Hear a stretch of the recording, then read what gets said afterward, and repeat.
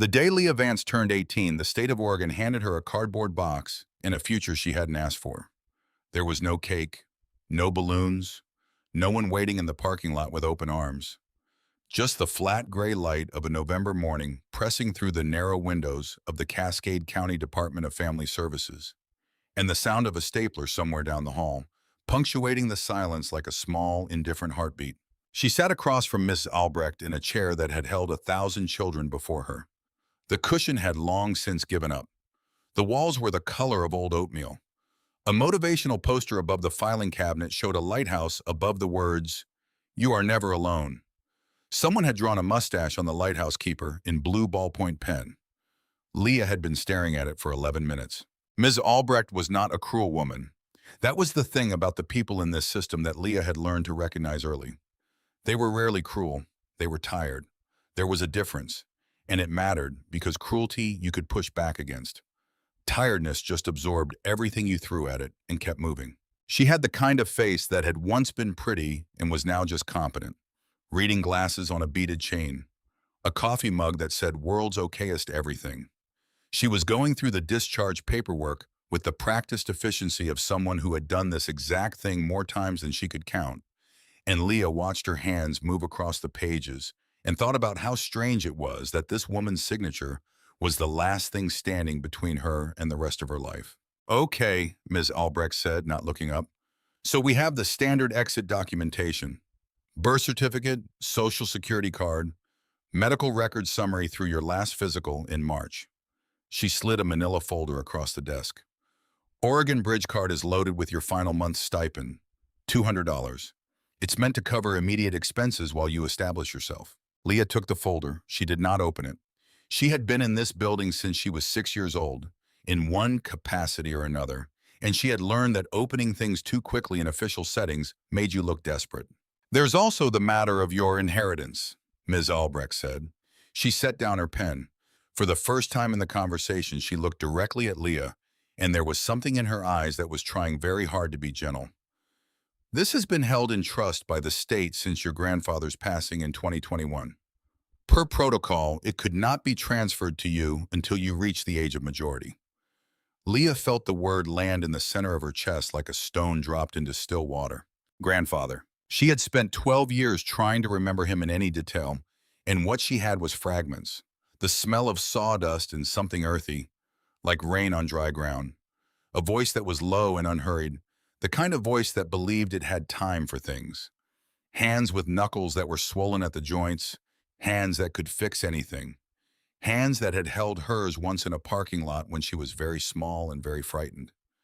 And a story he used to tell her, something about a man who had learned to speak to birds, who could understand what the crows were saying about the weather and what the sparrows knew about where water ran underground. She had not thought about that story in years. It surfaced now without warning, and she pressed her thumbnail into her palm to keep her face still. "What kind of inheritance?" she asked. Ms. Albrecht slid a second envelope across the desk. It was thick, legal-sized, and it had Leah's full name typed on the front. Leah Vance. It looked official. It looked like something that had been waiting a long time to be opened. "Property," Ms. Albrecht said. "A parcel of land in Harney County, eastern Oregon, approximately 5 acres. She paused. "There's a small structure on it, a cabin, and a natural cave formation." Leah opened the envelope. Inside was a deed that smelled faintly of age and a key. The key was old and iron and heavier than it had any right to be for its size. It was the kind of key you found in old houses, the kind that suggested there had once been a time when things were built to be permanent. "The county assessment values the land at approximately $4,000, Ms. Albrecht continued, and her voice had taken on a careful, measured quality. "The cabin has not been occupied since 2019 and is likely in significant disrepair. The cave formation has no assessed commercial value. The terrain is predominantly volcanic rock, not suitable for agriculture or standard development." Leah turned the key over in her palm. It was cold. "There is also a standing purchase offer," Ms. Albrecht said. She produced a single sheet of paper and placed it on top of the other documents. The letterhead read, "Titan Industries, Land Acquisition Division." They've been attempting to purchase parcels in that area for some time. Their current offer for your grandfather's land is $5,000, which is, given the assessed value, actually quite generous. She folded her hands on the desk. My recommendation, Leah, and I want to be clear, this is just my recommendation, is to accept the offer. You would have enough to cover first and last month's rent somewhere, some breathing room while you find work. It's a practical solution. Leah looked at the Titan letterhead. The logo was a stylized mountain range inside a circle. Below it, a name in a direct line. Garrett Moss, Director of Land Acquisition. She looked at the offer amount, $5,000. She thought about what $5,000 meant right now. It meant an apartment. It meant time. It meant not sleeping in a shelter her first week as an adult in the world. It was the smart choice, the safe choice, the choice that every practical bone in her body was leaning toward with the slow, inexorable gravity of common sense. Then she looked at the letterhead again.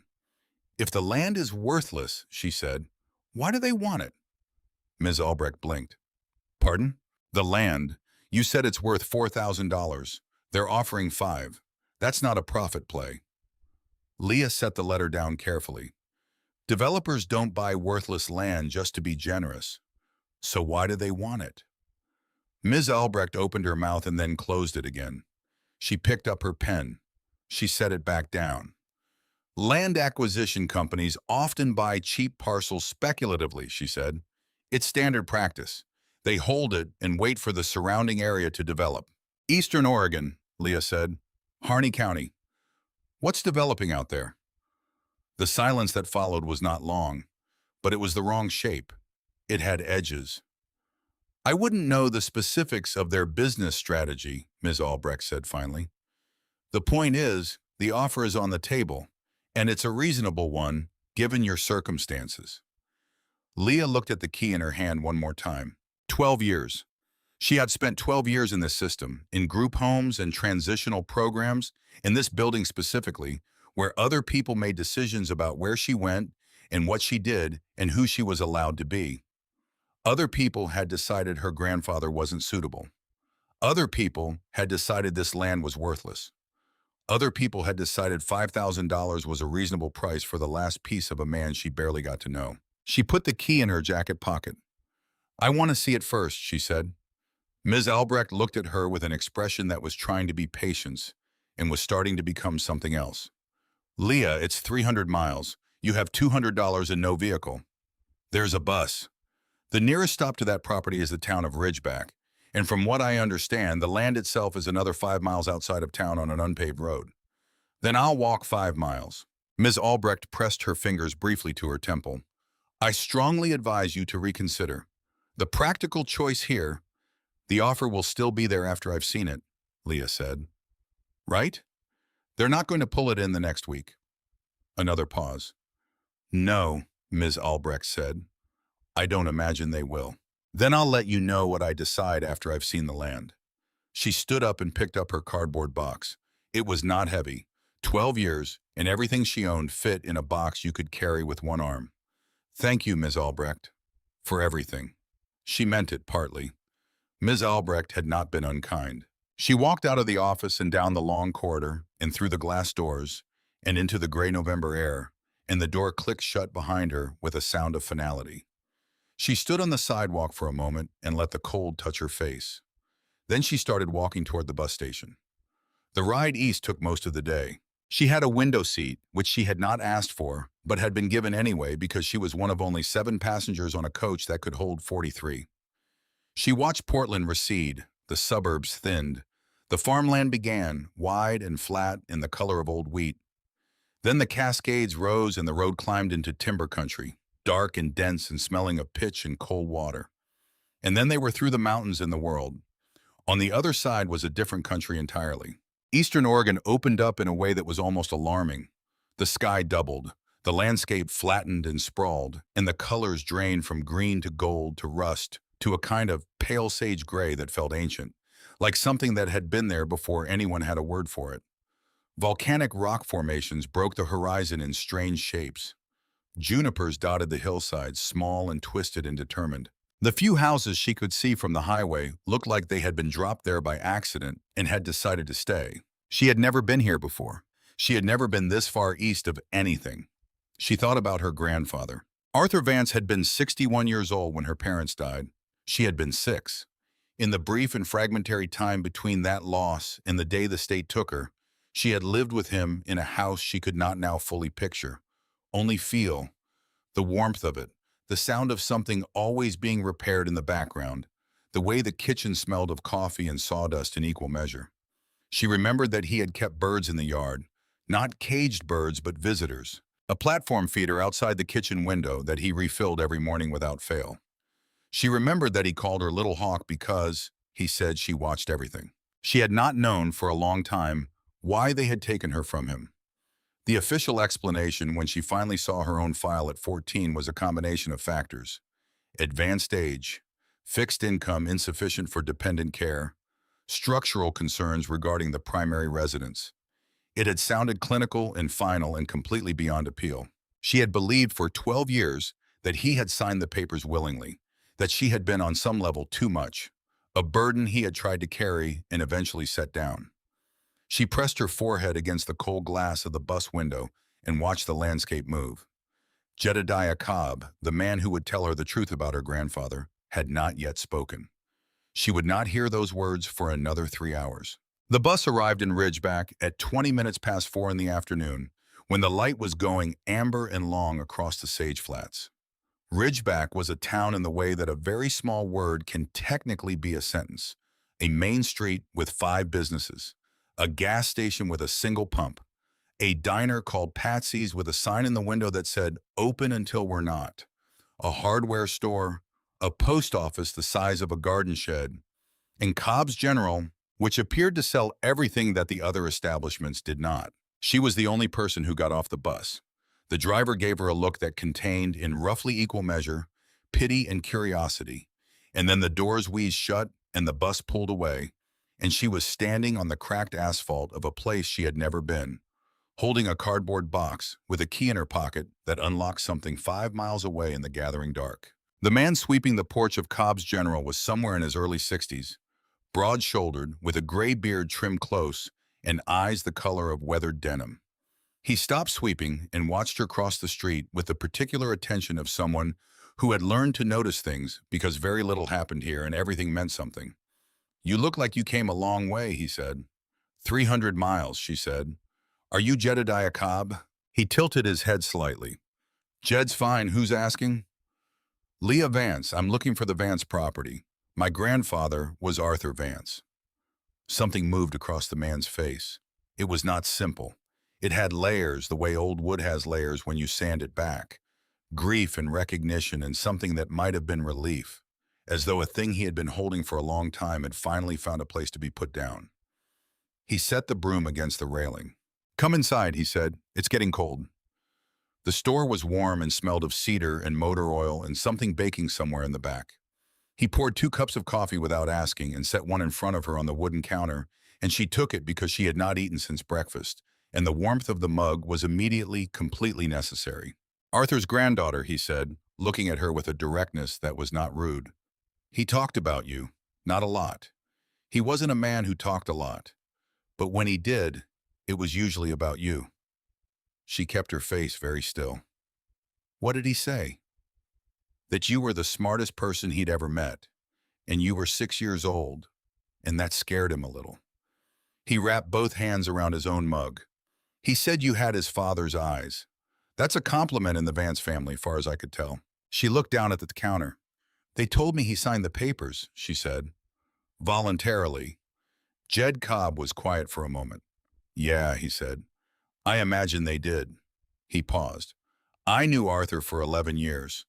Watched him spend the last of his savings on a lawyer downtown trying to get the decision overturned. Watched him sell his truck to pay for the second appeal." He shook his head slowly.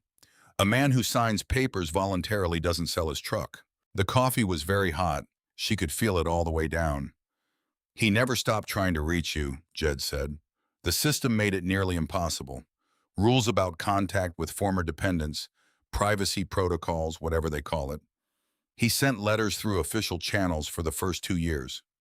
Don't know if you got them." She had not. She had not known there were letters. She did not say this out loud.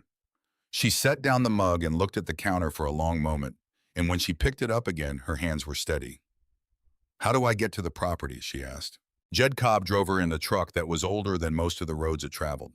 The road out of Ridgeback became a track, and the track became a suggestion, and they drove with the windows cracking slightly in the cold, and the headlights catching the reflective eyes of something small in the sagebrush. He told her without being asked that Arthur had been out here almost every day in his last years, that people in town had thought he had gone a little strange, that he spent his time on the land doing something nobody quite understood. "What was he doing?" she asked. "Digging," Jed said, "measuring. He had equipment, levels and gauges, things I couldn't name. Spent his own money ordering supplies from a geological survey company in Bend. Wouldn't tell anyone what he was looking for." He paused. "Or what he'd already found." The headlights swept across the property, and her heart did something she had not expected. It was worse than she had imagined. The cabin was a small, dark shape against the rock face. Its roof visibly sagged even in the weak light. One corner of the porch completely collapsed, the windows boarded. What had once been a barn was now 3 walls and a memory. The land around it was choked with dead sage and scrub juniper, and the kind of silence that accumulates over years of being left alone. Jed stopped the truck and left the engine running for the heat. "I can wait," he said. "You don't have to." "I know I don't have to." He looked at her steadily. "I'll wait." She got out and stood in the cold dark and looked at the property for a long time. The wind came off the rock face in slow, cold pulses. Above, the stars were beginning to appear in the sky over eastern Oregon with a density and brightness she had not seen before, because she had never been somewhere with so little light competing with them. She walked to the cabin first. The porch steps held under her weight, but only just. The door took her shoulder, and then it gave, and she went into the dark interior with her phone light held up. One room, a table missing a leg, a single chair with a cracked seat, a cot with nothing on it, shelves along one wall, empty except for a few rusted cans and a broken lantern. The smell of damp and cold and years of being closed against the world. The floor was solid, at least.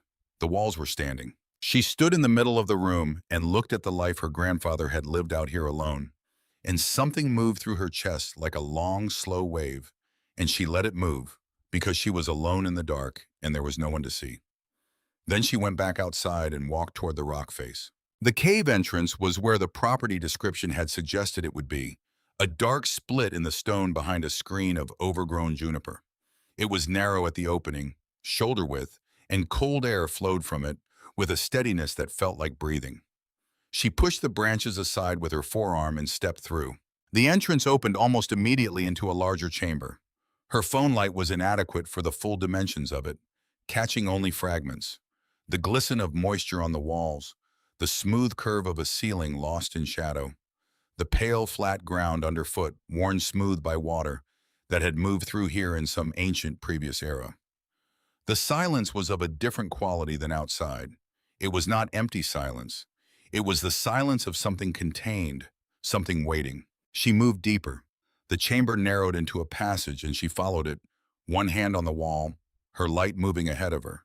The air grew cooler and the smell changed to something mineral and deep, like stone and cold water and time compressed into rock.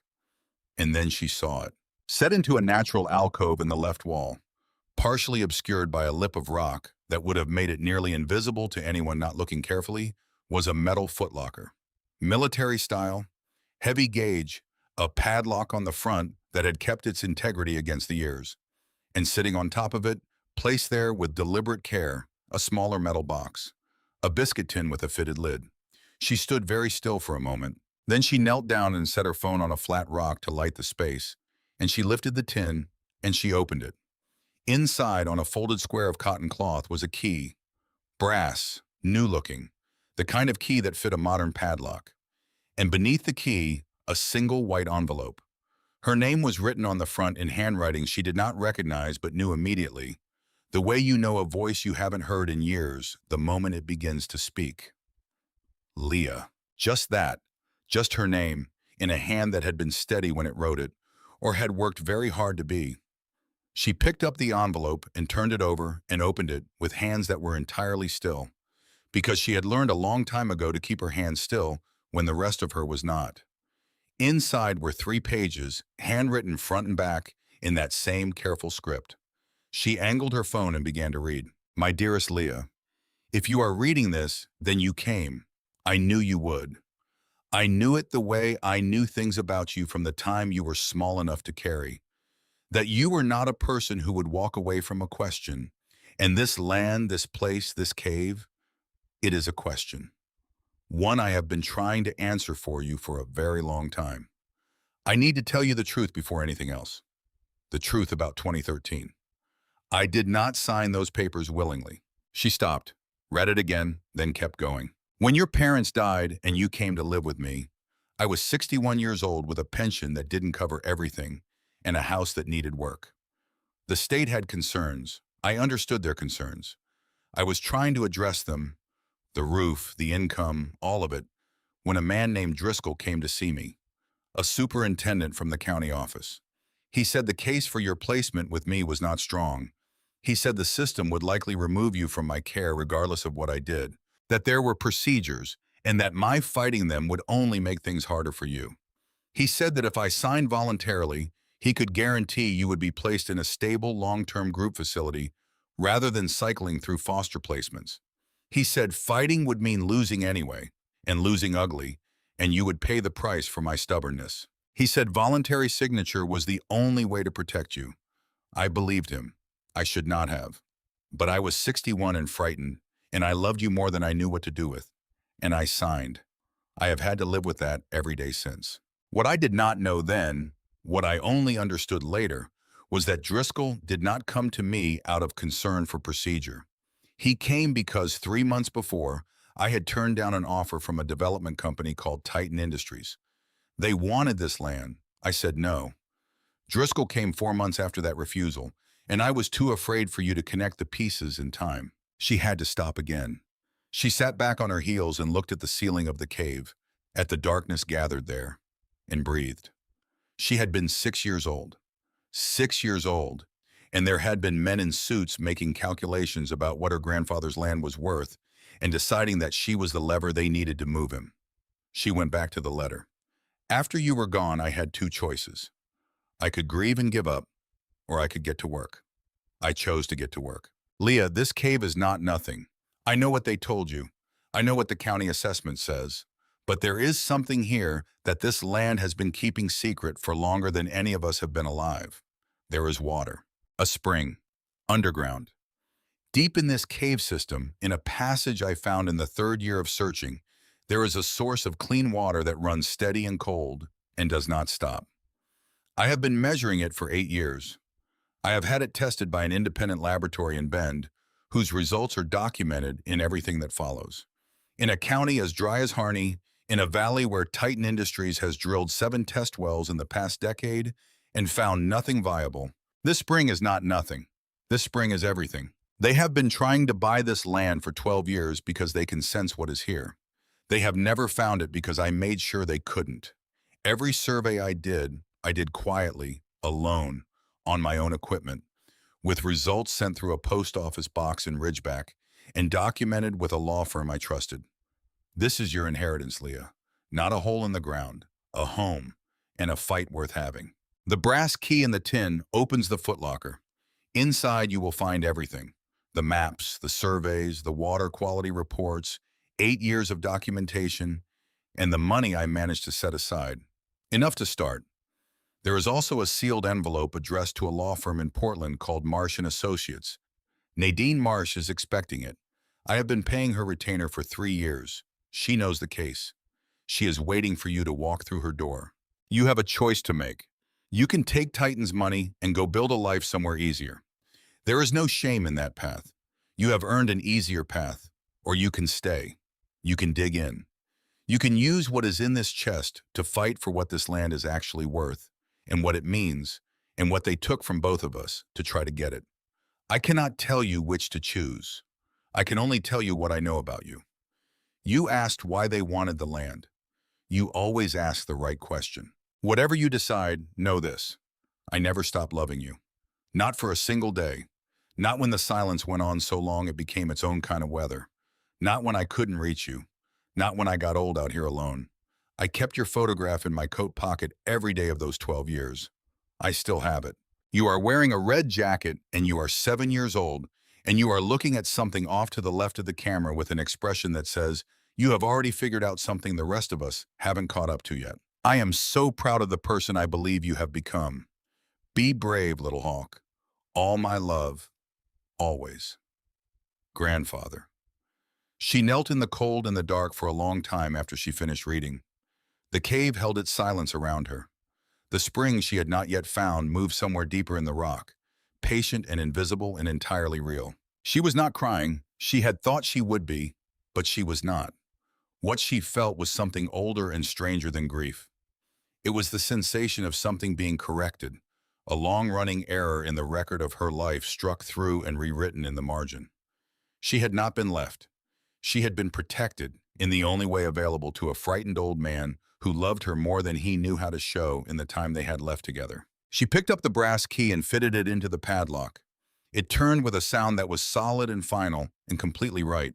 Inside the footlocker, a leather journal, fat with pages and years, handwritten maps tucked between the leaves in careful detail.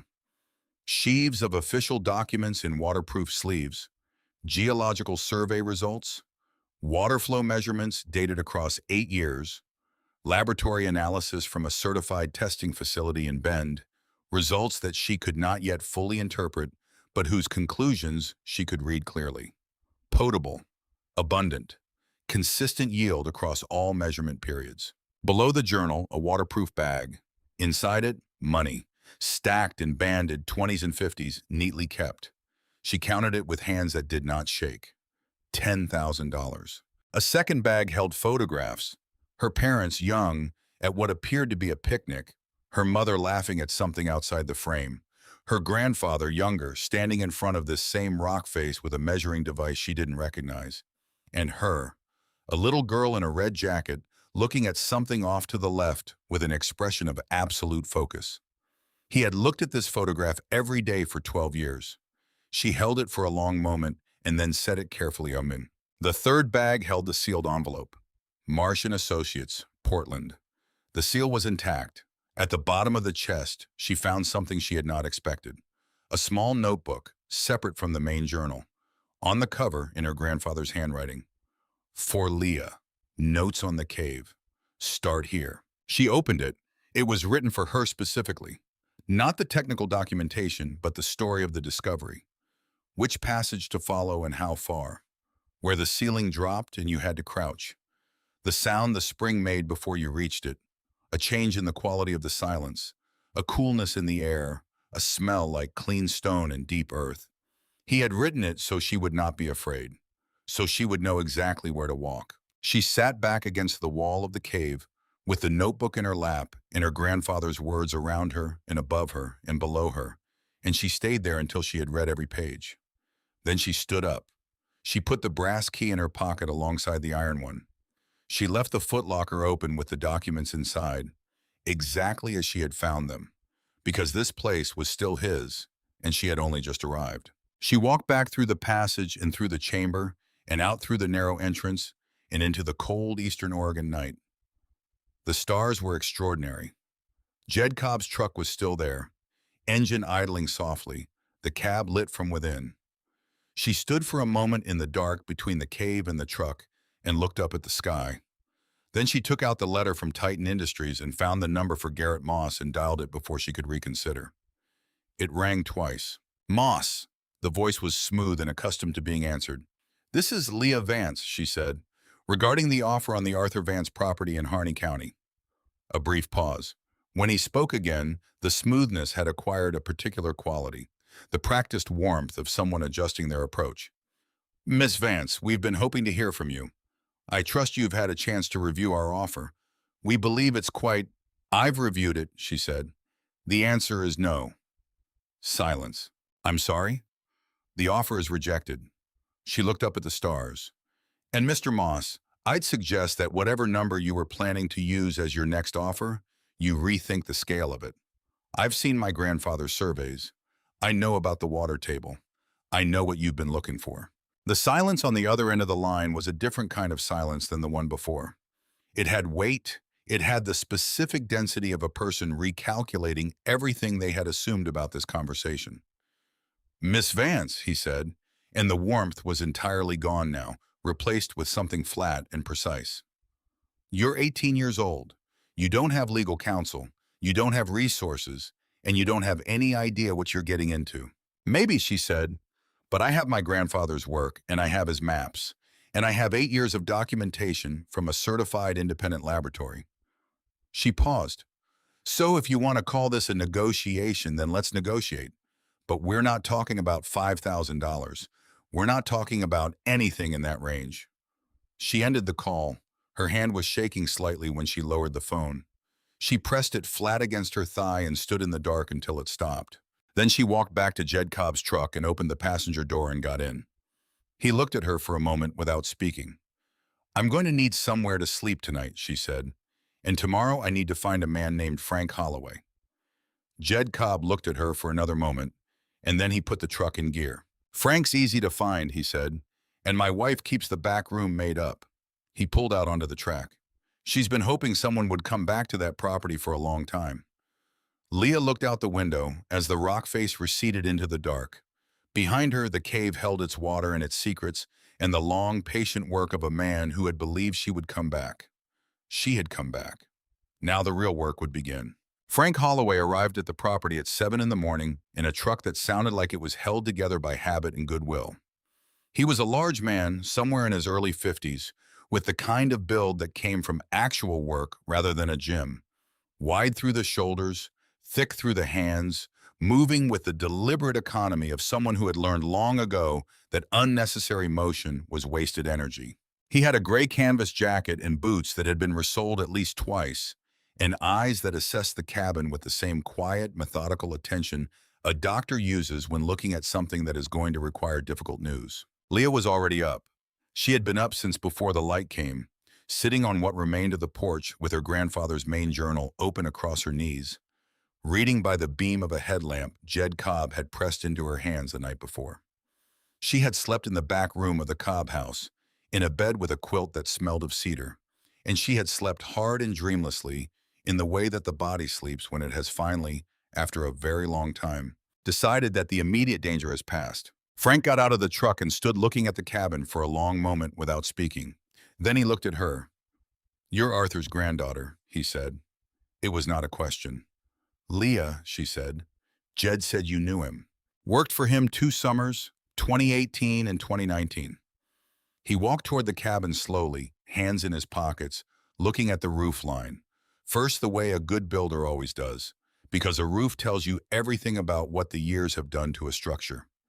"He hired me to help with some of the cave work, running equipment in, setting up the measurement stations." He stopped at the base of the porch steps and looked at the collapsed corner. "Wouldn't tell me exactly what he was measuring. Just told me where to put things and how to keep records. Precise man. Everything written down, dated, signed." "Did you know what he was looking for?" Leah asked. Frank was quiet for a moment. "Had my suspicions."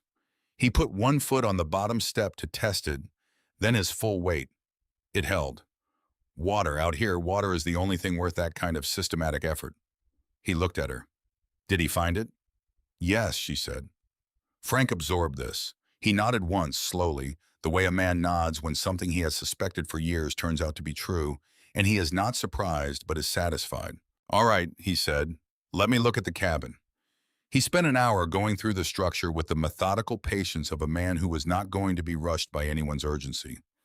He tested floorboards with his heel. He pushed at wall studs with the flat of his hand. He went up onto what was left of the porch roof with a tool she didn't know the name of and came back down with his expression set. "Roof is the first job," he said. "You've got 3 rafters cracked through and the sheathing on the north face is rotted out. Another winter without intervention, and you lose the ceiling in that corner." He walked the perimeter of the cabin slowly. Walls are sound. Foundation is stone, original, and it's been laid by someone who knew what they were doing. Your grandfather's grandfather, probably. That part will outlast all of us. He stopped at the collapsed porch corner. "This I can sister in. New posts, new beam, rebuild the deck boards. That's 2 days' work. What's the roof? Week, maybe 10 days if the weather holds. I'll need materials from the hardware in Ridgeback and a lumber delivery from Burns. He named a figure. It was not small, but it was not beyond what she had in the footlocker. Do the roof first, she said. Then the porch. Then we talk about the rest. He looked at her with an expression that was recalibrating something. You're staying, he said. I'm staying. He pulled a small notebook from his jacket pocket and began writing without further discussion. She paid him a deposit from the cash in the footlocker, counting out the bills on the hood of his truck in the morning light, and he took it and folded it and put it in his breast pocket with the same matter-of-fact efficiency with which he did everything. As he was getting back into his truck to drive to Ridgeback for the first supply run, he paused with the door open. He talked about you, Frank said, toward the end of the second summer, when the work was almost done. He didn't talk much about personal things, but one evening we were packing up the equipment, and he said that he'd done everything he could, that the rest was up to you. He looked at her steadily. Said he believed you'd come. He got in the truck. He was right. She stood in the dust, watching the truck roll back down the track, and then she was alone with the property and the morning and the weight of being someone a dead man had believed in completely. She put the journal under her arm and walked back toward the cave. She had been reading the technical entries for hours, learning her grandfather's notation system, the abbreviations he used, the measurement units, the shorthand he had developed for different sections of the cave. The main journal was dense with data. 8 years of it, methodical and precise. But the notebook he had labeled for Leah was different. It was written for someone who had not yet seen the cave, someone who needed to understand not just the facts, but the story.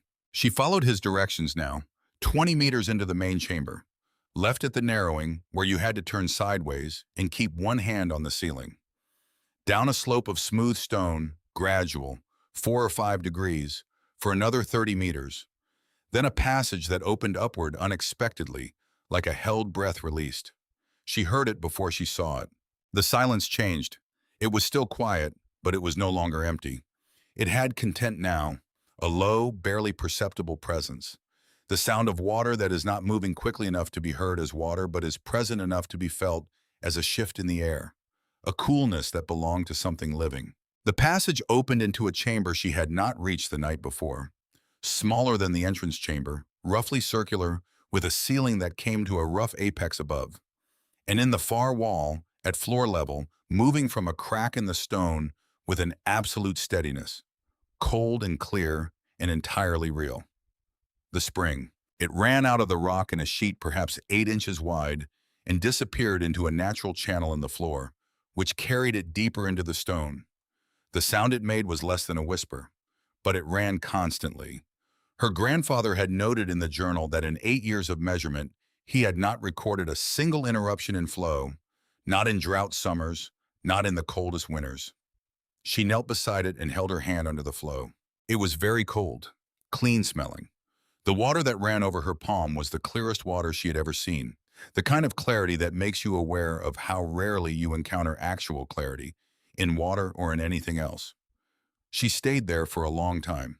Then she took out her phone and began photographing the spring from multiple angles, the way her grandfather had documented it in dozens of photographs tucked into the journal's back pocket. Systematic, thorough, dated. She was learning to do things the way he had done them. She drove the sealed envelope to Portland 3 days later. She borrowed Jed Cobb's truck, which he offered without being asked, pressing the keys into her hand at breakfast, with a practicality she had come to recognize as his primary mode of expressing care. She drove the 300 miles with the windows cracked and her grandfather's journal on the passenger seat, in the focused deliberateness of someone who has a clear next step and is moving toward it. Marsh and Associates occupied the 3rd floor of a building in the Pearl District that was clean but not impressive, the kind of office that suggested the people inside it were too busy working to spend money on the lobby. Nadine Marsh was a woman in her mid-40s with close-cropped hair going silver at the temples, and a directness of manner that reminded Leah of no one so much as herself. She read the contents of the envelope in silence while Leah sat across from her. She read slowly and thoroughly, occasionally turning back to recheck something, making no expressions. When she finished, she set the documents on her desk with a care that suggested she understood their value and looked at Leah directly. Your grandfather paid a 3-year retainer, she said, and he told me in his accompanying letter that when his granddaughter came, it would mean he was gone and the case was ready. She paused.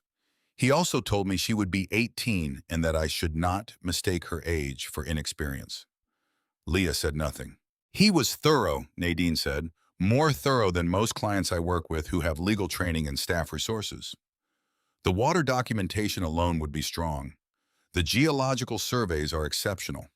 If what he claims about the yield and the portability is accurate, and these lab results suggest it is, then what you have in that cave is something Titan Industries has been spending millions trying to find elsewhere in this valley. She leaned back. They are going to fight this. I know, Leah said. It will not be quick. Water rights cases in Oregon can run 2 to 3 years through the filing and challenge process. I know that too. Nadine studied her for a moment. Your grandfather said you would say that. She picked up her pen. All right, let's talk about how we proceed. She filed the initial water rights claim with the state on a Thursday in late November. By the following Monday, Titan Industries had retained outside counsel. She knew this because Garrett Moss arrived at the property in a black SUV with 2 men in suits flanking him, and she was on the roof with Frank Holloway replacing sheathing boards when she saw the vehicle come down the track. She watched it from above without moving. Frank glanced at it and then at her. You want to come down? He asked. Not yet, she said. She let them wait. She finished the run of boards she was nailing, drove each nail with the focused efficiency that Frank had been teaching her, and then she climbed down the ladder with unhurried deliberateness and walked across the yard to where Moss was standing. He was in his mid-50s, silver-haired, the kind of tan that came from weekends on a boat rather than work outdoors. He wore a suit with the ease of a man who had never in his life been uncertain about whether he belonged in a room, and he looked at her with an expression very carefully calibrated to project nothing more threatening than professional concern. Miss Vance, he said, extending a hand. Garrett Moss, I was hoping we could speak directly. She shook his hand once and let go. You could have called. Some conversations are better in person.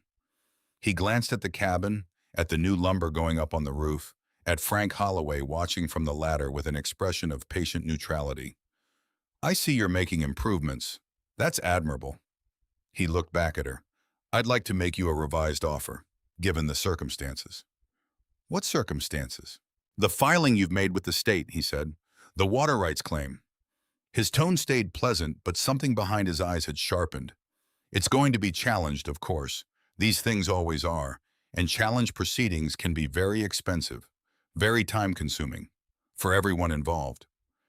I have legal representation, she said. Yes, Nadine Marsh, small firm, good reputation, limited resources. He smiled with one side of his mouth. We have a team of 12 attorneys assigned to land acquisition matters. I say that not to be threatening, but to be realistic. A protracted legal fight is not in your interest, Miss Vance.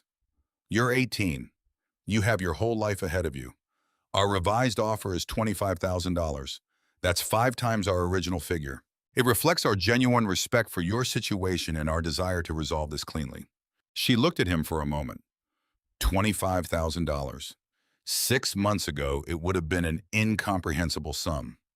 Standing here now, on land her grandfather had spent 8 years preparing, beside a cave that held the only viable water source in the valley, it felt like someone offering her a handful of gravel and calling it a diamond. No, she said. His pleasant expression did not change, but it became somehow less connected to anything behind it, like a mask that has stopped fitting quite right. Miss Vance, the answer is no, Mr. Moss. It will remain no. If Titan wants access to the water on this property, they can come to the table with a number that reflects its actual value under terms that I set, through my attorney. She turned back toward the cabin. You know the way out. She heard him say something else behind her, something about being reasonable, something about inexperience, and she walked away from it the way you walk away from something that has no more claim on your attention. Behind her, Frank Holloway came down the ladder and stood watching the SUV reverse back up the track. That's going to get harder before it gets easier, he said when she reached the cabin. I know, she said. She picked up her nail gun. Which boards are next? She was reading by lantern light in the cabin 3 weeks later when she found the entry. The journal had a rhythm by now. She had read it through twice and was on her third pass, this time going slowly, extracting specific dates and cross-referencing them against the water quality reports. She had been building a timeline on a legal pad, her own notation emerging in dialogue with her grandfather's. Two handwritings moving toward the same understanding from opposite sides of time. The entry was dated March 14th, 2013. She had seen it before. She had read it before. But she had been reading it as documentation, as part of the geological record. Tonight, for the first time, she read it as a story. Two men came to the property today. They represented a company called Titan Industries, Land Acquisition. They had done their homework. They knew the acreage, the county assessment, the access road conditions. They made an offer. I declined. They were not surprised. One of them, the younger one, said as they were leaving that I should think carefully about what I was protecting and who it was actually going to benefit. She looked at the date, March 14th, 2013.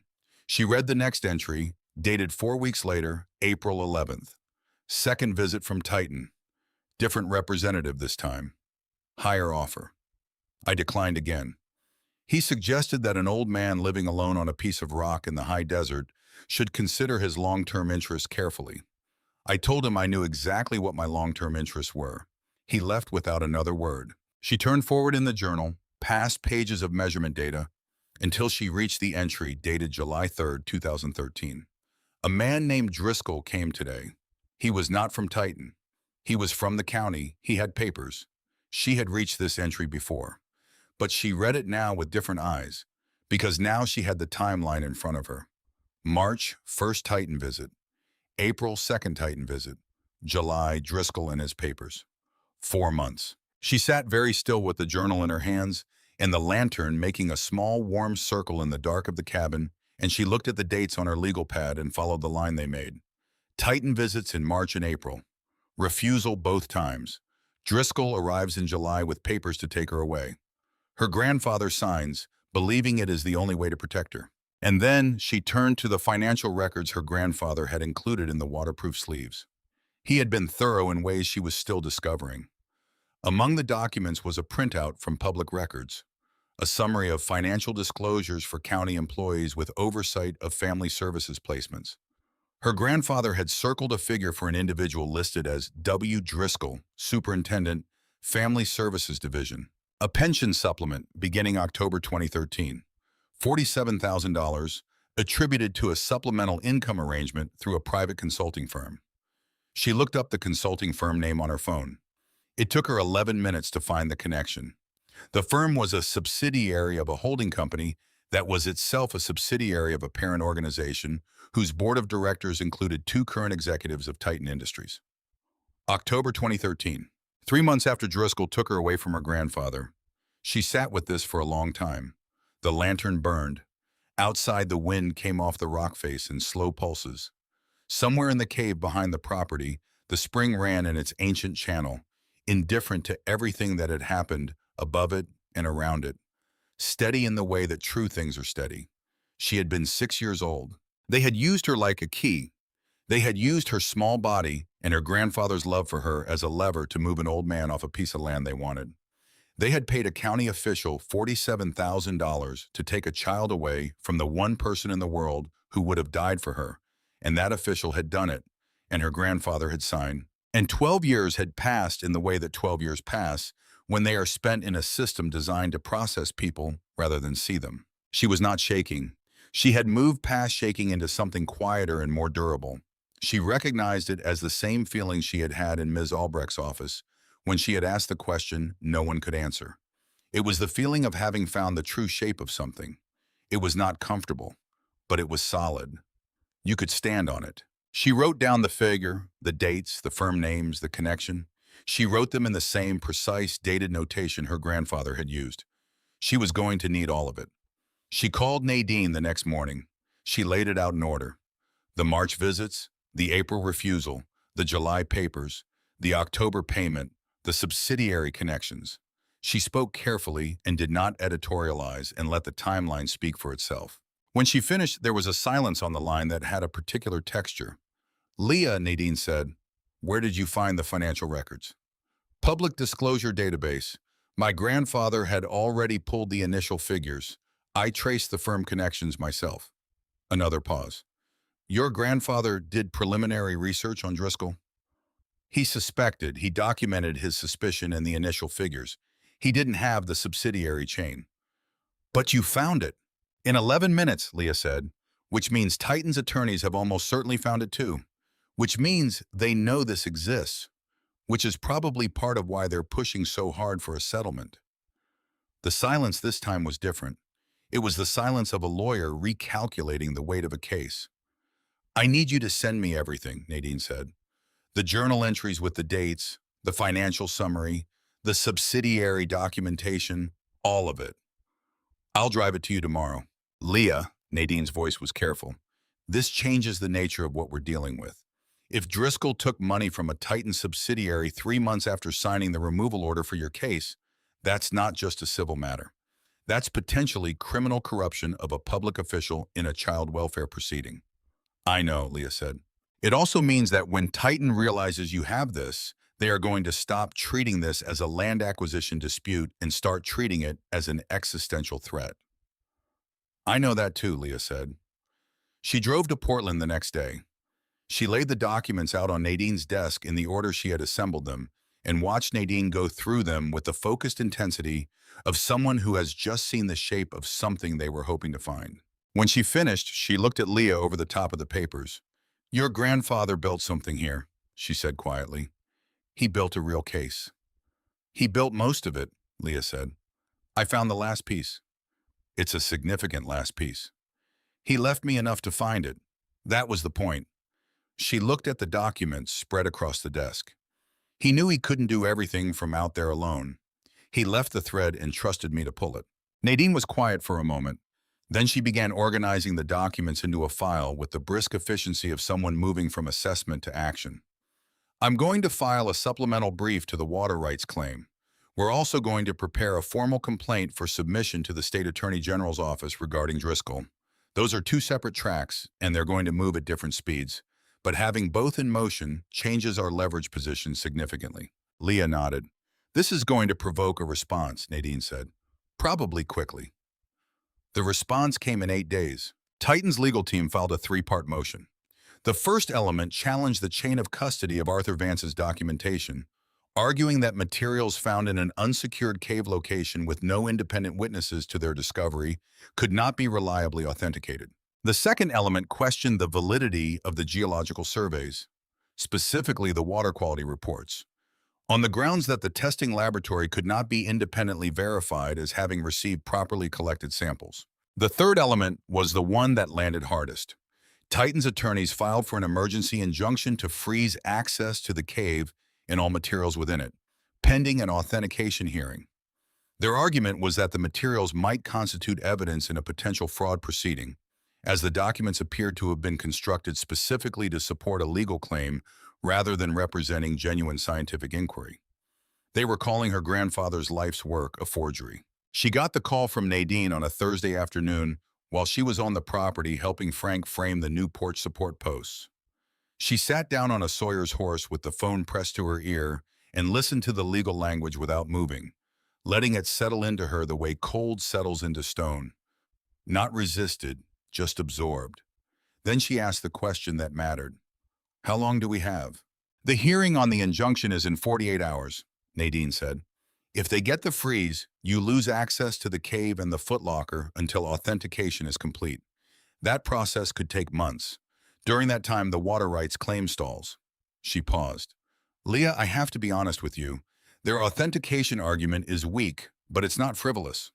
Arthur worked alone, in a remote location, over a decade, with limited independent corroboration of his methodology. Without something that places his work in a verifiable chain, we are going to have a difficult hearing. What kind of something? Leah asked. A third-party witness, someone outside your grandfather's immediate circle, who can testify to having direct knowledge of the documentation's existence and authenticity before this dispute arose. A co-signatory on some of the surveys. An independent expert who was consulted during the research period. Nadine's voice was careful. Ideally, a certified copy of the key documents held by a neutral party, a law office, a public notary, something that establishes the work existed independently, before you arrived, before the claim was filed. Leah looked at the rock face. The cave entrance was invisible from here, hidden behind the junipers the way her grandfather had kept it hidden. Deliberately, patiently, across all the years of his quiet work. He had known Titan would do this. He had known they would call his work into question. He had known because he had watched them for 8 years, had documented their drilling attempts, had tracked their land acquisition patterns, had seen exactly what kind of opponent they were. He was not a man who left loose ends. She was already standing up, the phone still at her ear. "Nadine," she said, "give me 48 hours. "Leah, I'm not sure what you think." 48 hours, she said again. "Don't schedule the hearing response yet. I need to read the journal, all of it, from the beginning." She went back to the cabin and she opened the journal at page 1, and she began to read with a focus and precision she had not used before. Not reading for understanding. Reading for a specific thing. A name, a place, a date. Something her grandfather had put into the record, knowing she would need it. The same way he had put the notebook in the chest, knowing she would need to find the spring. He had planned for every contingency. She just had to find where he had hidden the answer to this one.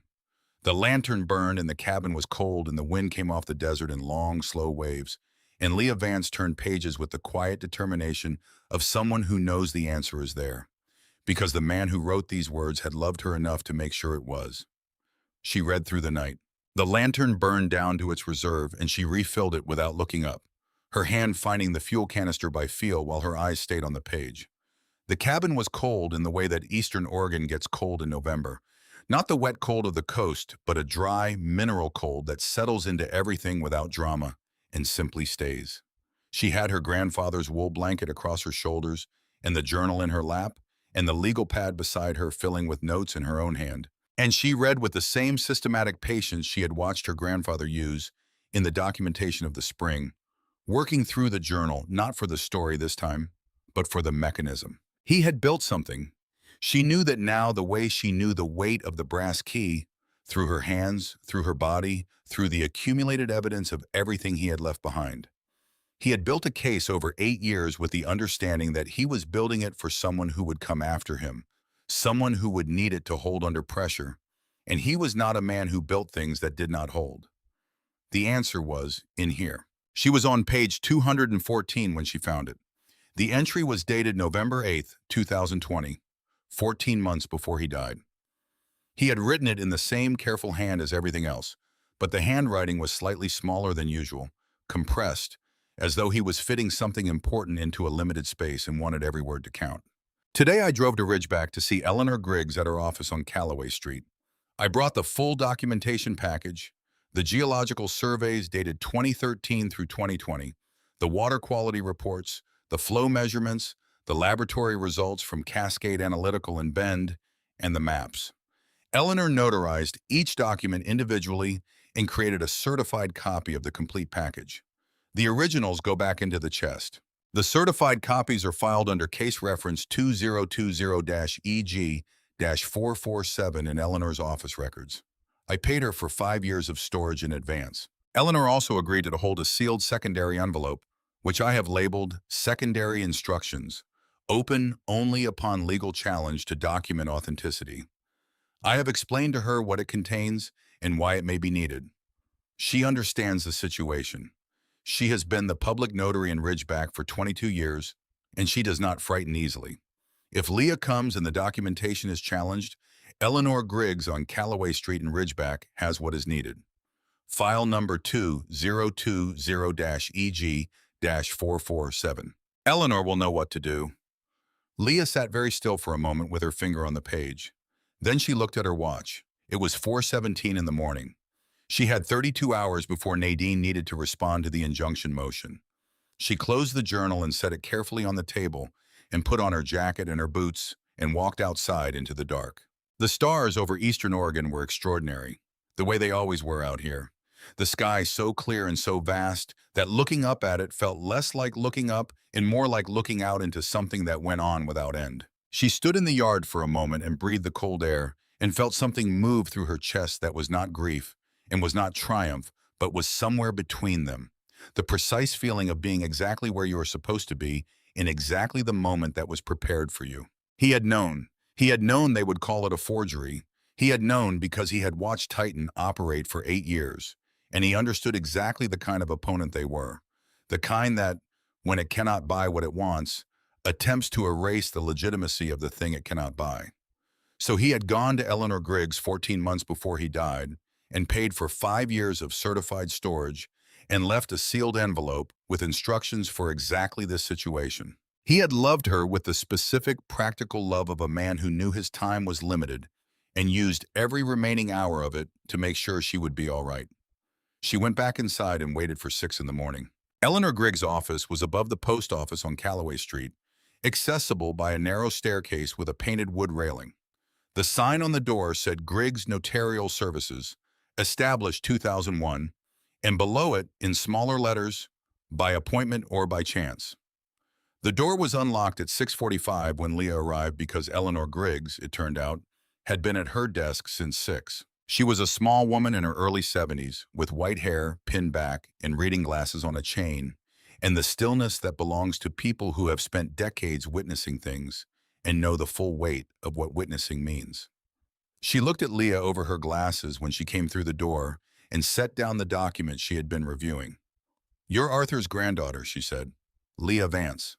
Eleanor nodded once as if confirming something she had already known. "He told me you'd come.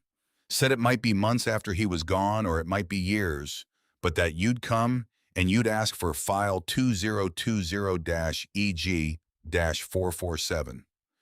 She was already moving to a filing cabinet along the back wall, a tall 4-drawer unit in dark green metal that had the look of something that had been in this office since the beginning and would be here after everything else was gone. He also said that if you came asking for it quickly under pressure, that meant the challenge had been filed, and I should give you the secondary envelope at the same time.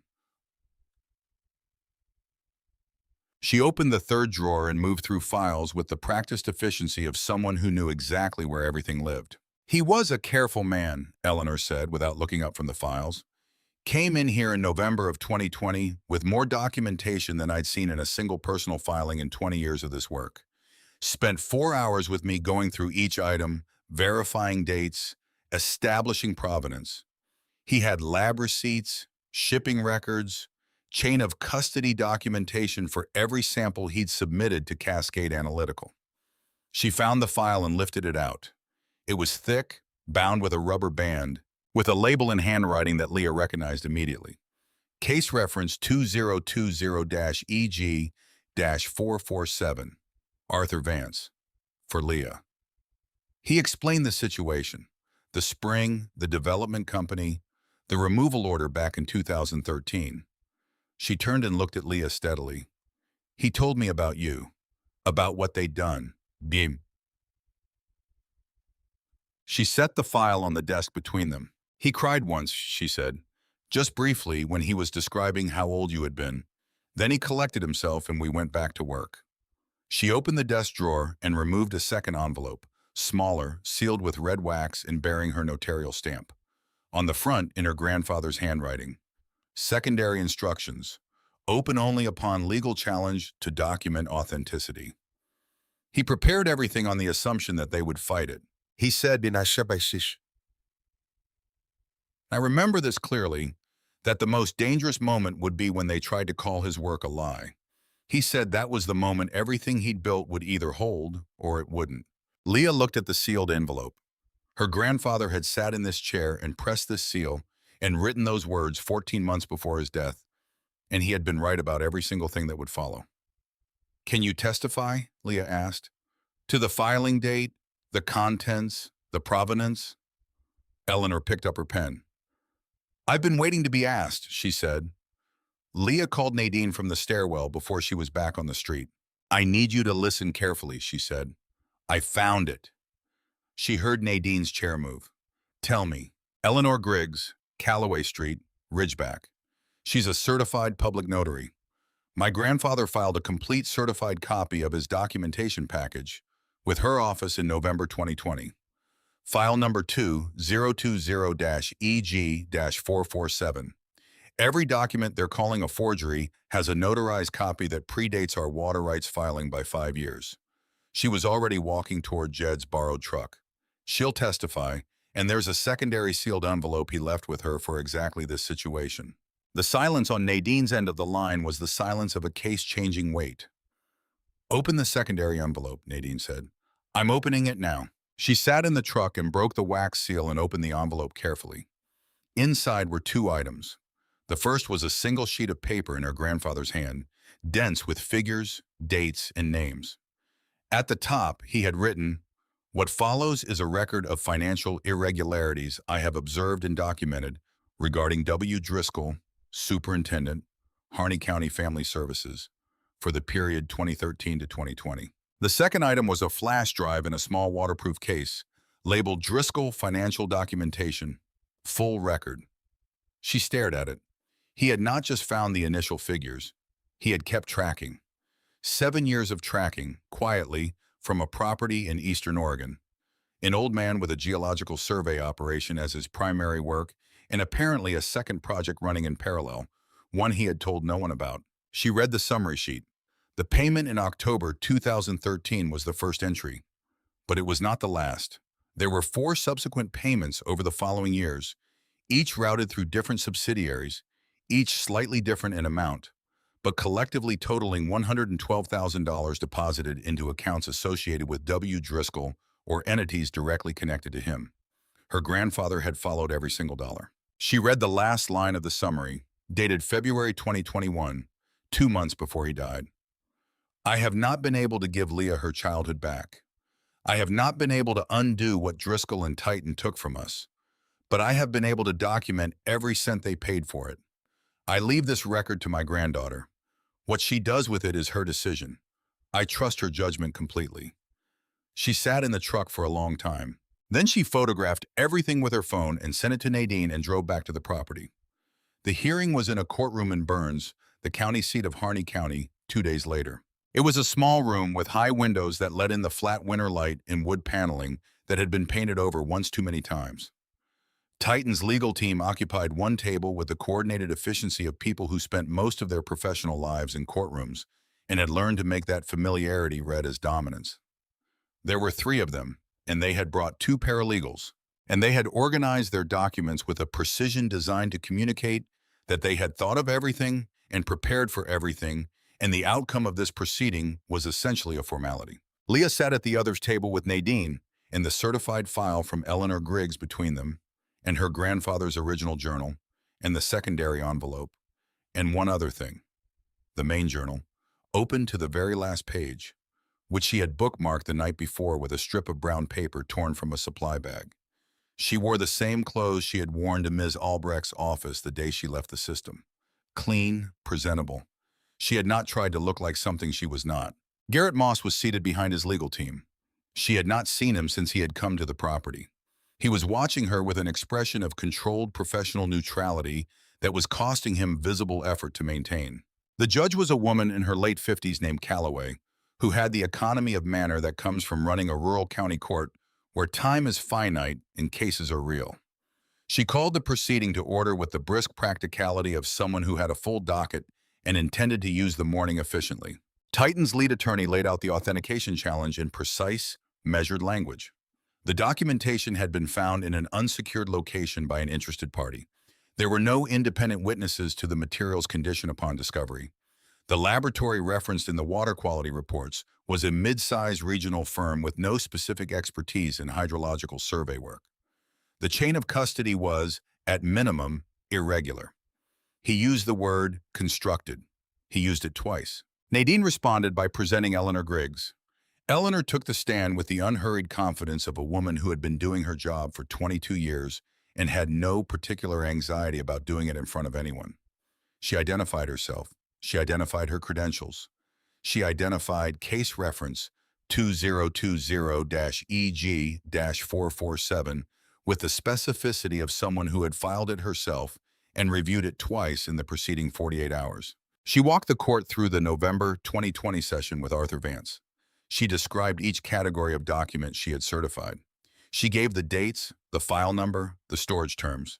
She produced the official notarial log, which recorded the filing in the sequence of all other filings she had processed that month, placing it unambiguously in time and in the official record of her office. She explained that she had received a secondary sealed envelope with specific instructions for its release, and that those instructions had been triggered by the filing of the current legal challenge, and that she had released it to the document owner's heir accordingly.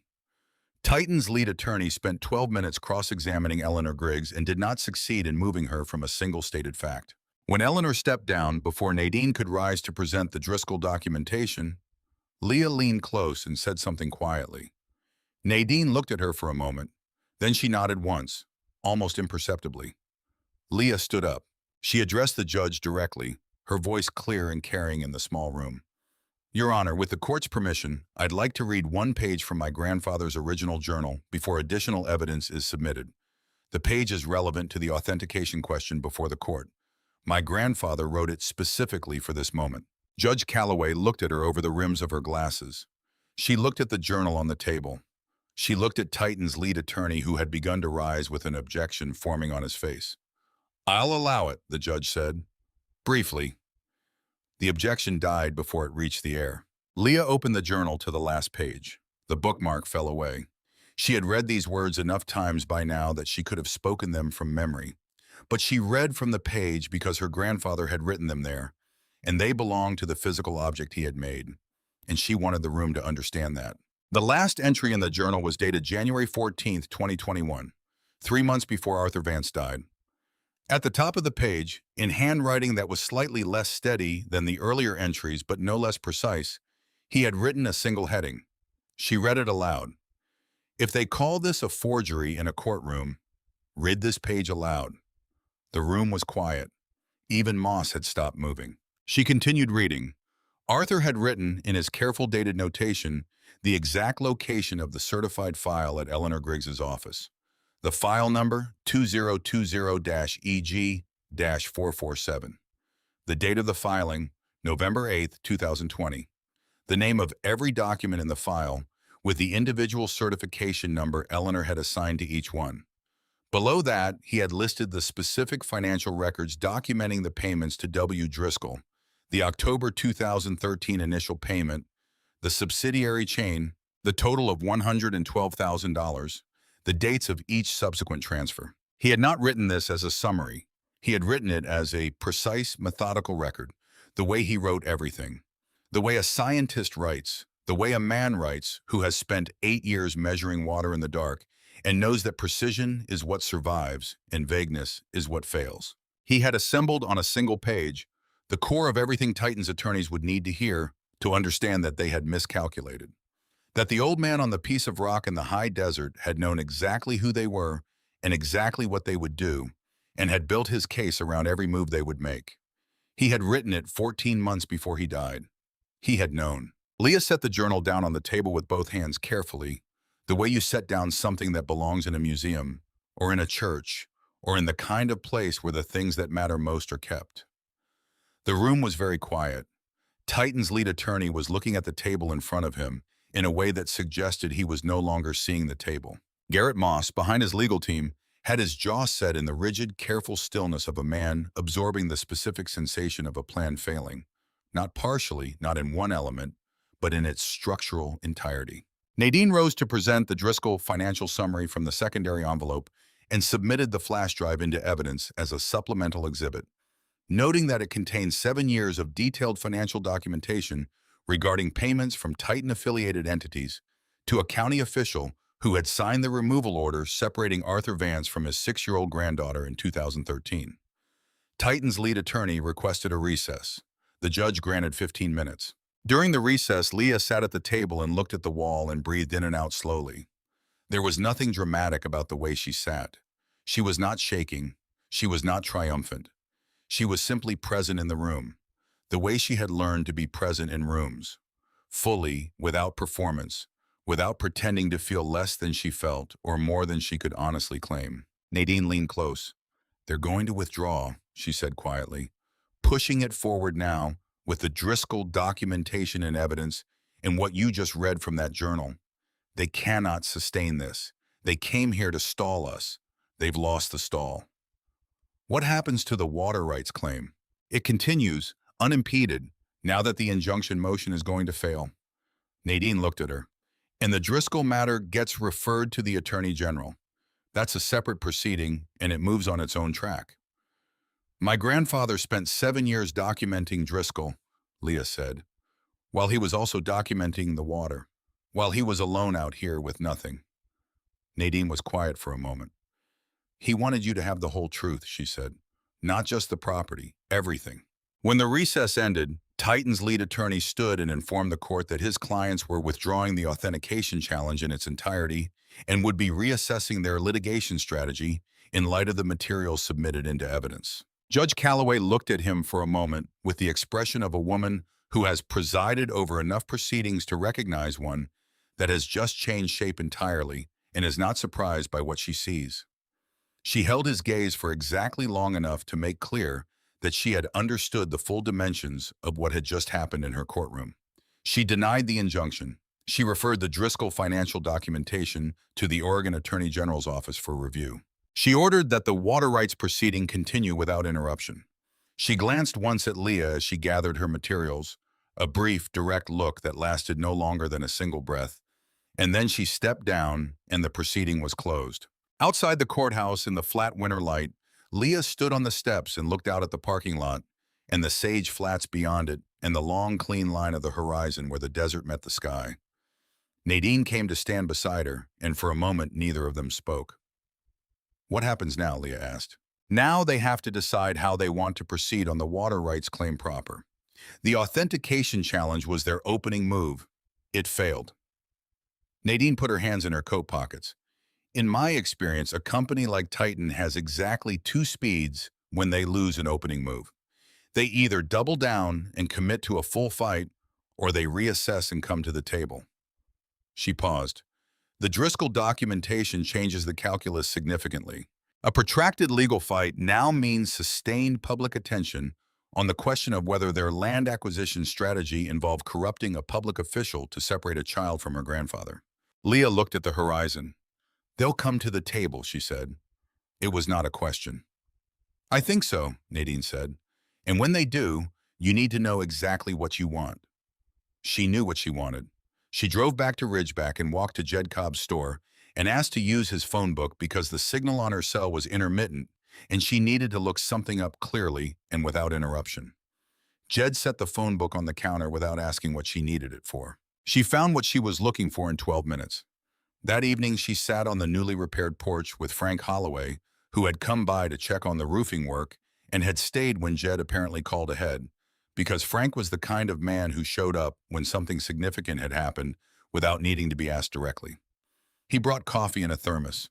They sat in the cold with their cups and looked at the rock face and the junipers and the sky going dark above the desert. Eleanor Griggs came through, he said. It was not a question. She came through, Leah said. He had prepared everything, more than I knew. Frank turned his cup in his hands.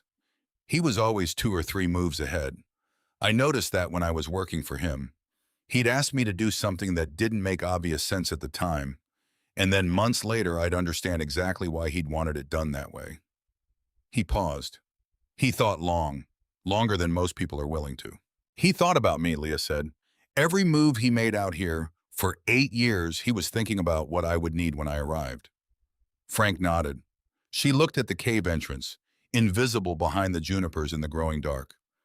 He spent those years out here alone, she said. He chose this land over everything else he could have done with the time he had left.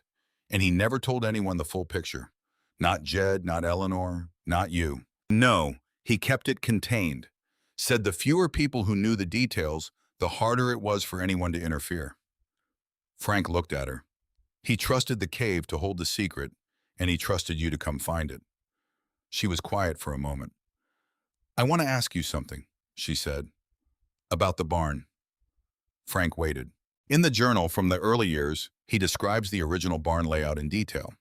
The placement of the workbench, the storage organization, the hand tools he kept, and where each one hung. She looked at the space where the barn had been.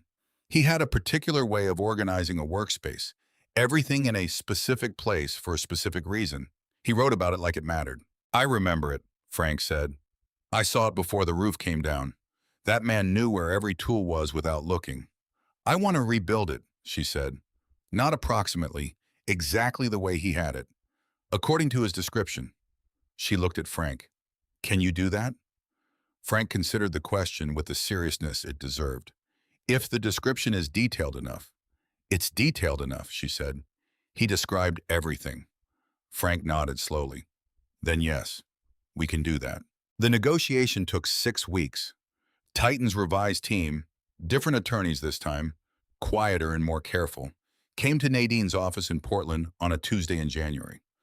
Leah sat across the table from them in the same practical clothes she always wore and listened to their opening position with complete attention. They wanted a long-term water access agreement, 30-year term, exclusive extraction rights for commercial use up to a specified annual volume, a lump sum payment and annual royalties.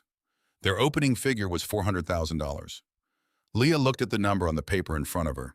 She looked at it for exactly long enough to make clear that she had read it and considered it. Then she looked up. No, she said.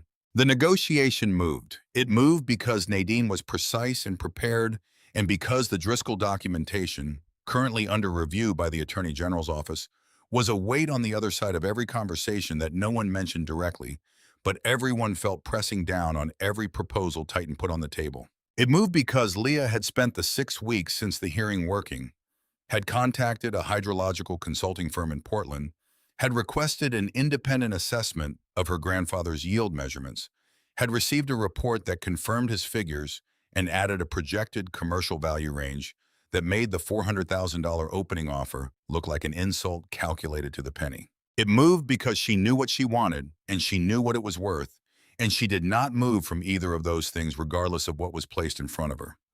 3 weeks into the negotiation, Garrett Moss appeared at the table in person. He sat across from her and looked at her with an expression she recognized. A man in the process of revising, in real time, his understanding of what he was dealing with. It was not the contemptuous professional neutrality he had worn at the property. It was something more honest than that, and considerably less comfortable. He made one direct appeal toward the end of the session, arguing that the annual royalty rate she was requesting was above market precedent for comparable water rights agreements in the region. She opened the folder she had prepared and placed the hydrological report in front of him. There are no comparable agreements in this region, she said, because there is no comparable water source in this region. That's why your company has spent 12 years and considerable resources trying to acquire access to it. She left the report on the table in front of him. The rate reflects the actual value of what I'm offering. I'm not negotiating that number. He looked at the report, he looked at her. Then he picked up the report and read it in silence. When the agreement was signed, it ran to 41 pages. 30-year term, renewable at Leah's sole discretion. Annual extraction volume capped at a level her grandfather's flow measurements confirmed the spring could sustain indefinitely. Annual royalty payments at the rate she had held from the 3rd week of negotiation. Environmental monitoring requirements specified in her grandfather's documentation incorporated directly into the contract terms, making his 8 years of baseline data the legal standard against which all future activity on the property would be measured. The initial payment was $2.3 million. She signed the agreement in Nadine's office on a Wednesday morning in February, 4 months after she had walked out of Ms. Albrecht's office with a cardboard box and a key.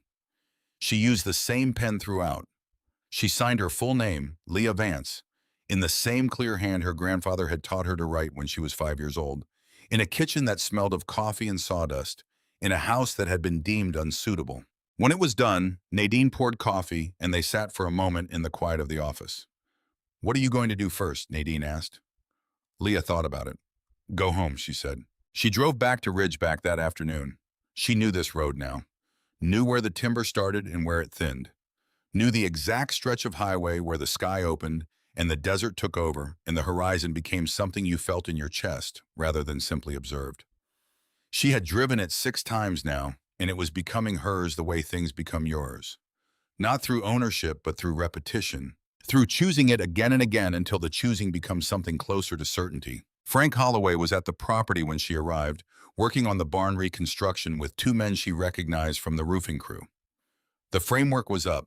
She could see the proportions her grandfather had described in the journal emerging from the new lumber.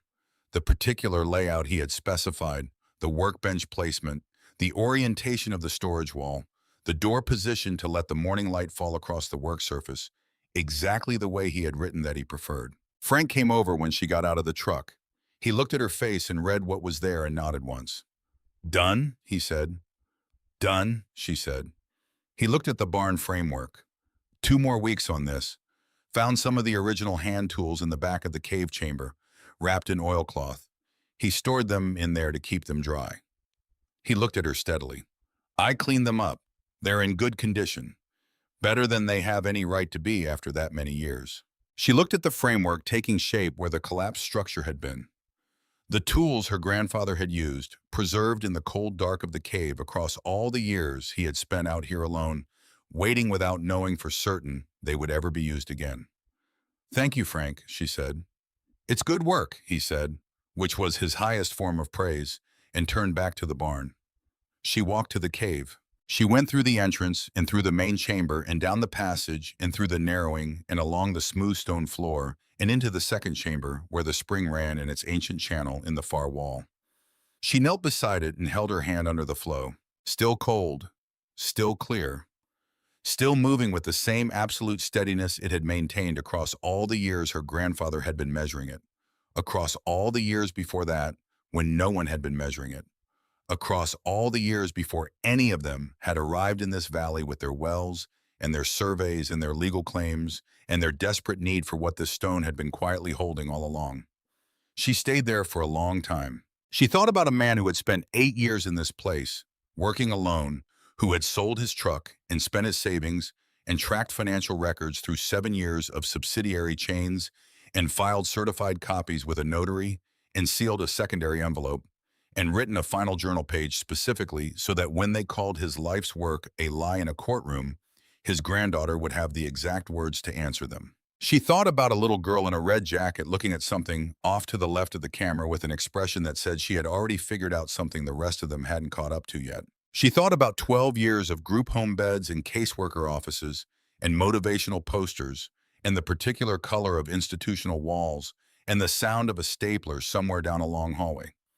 The sound of a system processing people without seeing them, moving them from one column to another in a ledger that measured nothing that actually mattered. She thought about Jed Cobb saying he never stopped trying to reach you, and Frank saying he believed you'd come, and Eleanor Griggs saying I've been waiting to be asked, and all of them holding pieces of her grandfather's faith across the years she had spent not knowing it was there. She pressed her palm flat against the stone beside the spring and felt the cold of the rock move through her hand and up her arm. "I'm home, Grandpa," she said. "I made it." The cave said nothing. The spring ran. The stone held the cold the way it had always held it, patient and deep and entirely indifferent to the passage of time, which was its own kind of answer, and enough. In March, she established the Arthur Vance Foundation. Its mandate was narrow and specific, the way her grandfather built things. Legal representation and advocacy for children in the Oregon foster care system facing placement disputes, with particular focus on cases involving elderly or economically vulnerable family members seeking to maintain custody against institutional pressure. She funded it with $300,000 from the initial Titan payment and engaged a family law attorney from Portland to run the day-to-day operations. She also called the Attorney General's office in Salem and asked about the timeline on the Driscoll review. She was told the investigation was active and ongoing.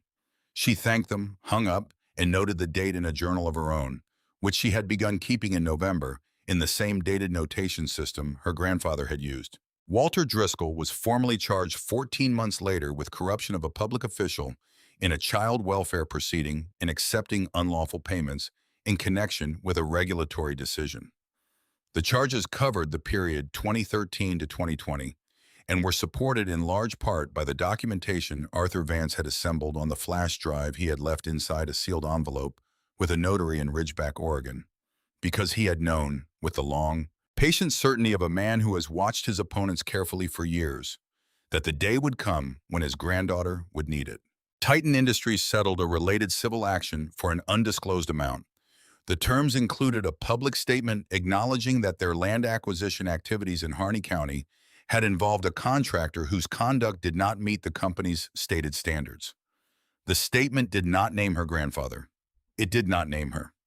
But it existed, and it was public, and it was the official record's acknowledgement that something true had happened and could not be unmade. Garrett Moss resigned from Titan Industries in the spring, 6 weeks before the civil settlement was announced.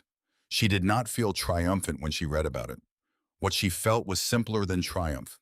It was confirmation. The thing was real. It had always been real. Now the record said so too. On a Saturday morning in April, when the desert was beginning to show the first tentative green of the season and the junipers were throwing long shadows across the yard, she sat on the completed porch of the restored cabin with her grandfather's main journal open across her knees. The barn was finished. Frank had done it exactly right. The workbench where the journal said it should be, the tool storage on the wall her grandfather had specified, the door orientation that let the morning light fall across the work surface exactly as he had described preferring. The original hand tools were clean and oiled and hung on their pegs in the order he had kept them, recovered from the cave where he had stored them against the years. Jed Cobb's wife had planted bulbs along the south wall of the cabin in February without being asked, on a morning when Leah had driven to Burns for supplies. She had come back to find the woman tamping soil with the matter-of-fact care of someone who knew that some things needed to be started before anyone got around to asking. The bulbs were beginning to show now, small and determined, pushing up through the hard ground of Harney County in the way that things push through hard ground when they have been there all along, waiting for the right season. She turned to the last page of her grandfather's journal. She had read it many times by now.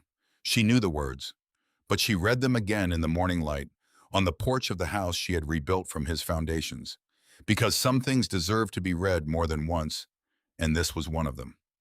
He had written the final entry in January 2021, 3 months before he died, in handwriting that was a little less steady than the earlier pages, but no less precise, no less intentional. "I am not afraid," he had written. "I have done what I came here to do. The case is built. The spring is documented. The copies are filed with Eleanor. The secondary envelope is in place. The money is in the chest. The notebook for Leah is in the chest. The photographs are in the chest. The last journal page is written and ready. All I am waiting for now is for her to come home. I believe she will. I have always believed that." She closed the journal and held it in both hands for a moment in the April light, in the cold morning air that smelled of sage and new earth and the particular freshness of a high desert spring. She held it the way you hold something that has traveled a long distance to reach you and arrived exactly when it was needed. Then she set it on the porch railing and looked out at the land. The desert stretched to the horizon in every direction, the rock and the sage and the pale morning sky above the ridge. The cave entrance was invisible behind the junipers, the way it had been the day she arrived, the way her grandfather had kept it through all the years of his quiet, deliberate, patient work. Somewhere inside it, in the second chamber, the spring ran in its channel in the stone, cold and clear and uninterrupted. The thing that all of this had been about.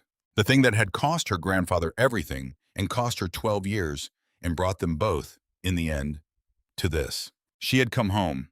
She had found the spring and read the letters and traced the money and stood in a courtroom and signed a contract and rebuilt the barn and established something that would help other children find their way back to the people who had never stopped reaching for them across all the years and all the distance that systems and greed and the fear of frightened old men can put between people who love each other. It was not the life that had been planned for her by anyone in a beige office with a motivational poster on the wall.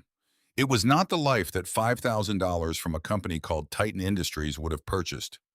It was hers. Built from the ground up, on ground that was hers, with tools that were hers, from documentation that a man had spent 8 years preparing in the cold and the dark because he believed, with the absolute unshakable conviction of someone who has chosen to believe something and has organized every remaining hour of his life around that belief, that she would come. She had come. She set the journal gently on the railing and looked out at the desert and the rock and the sage and the vast open sky, and for the first time in 18 years, she was entirely, completely still. Not the stillness of someone waiting, not the stillness of someone holding something in, the stillness of someone who has arrived.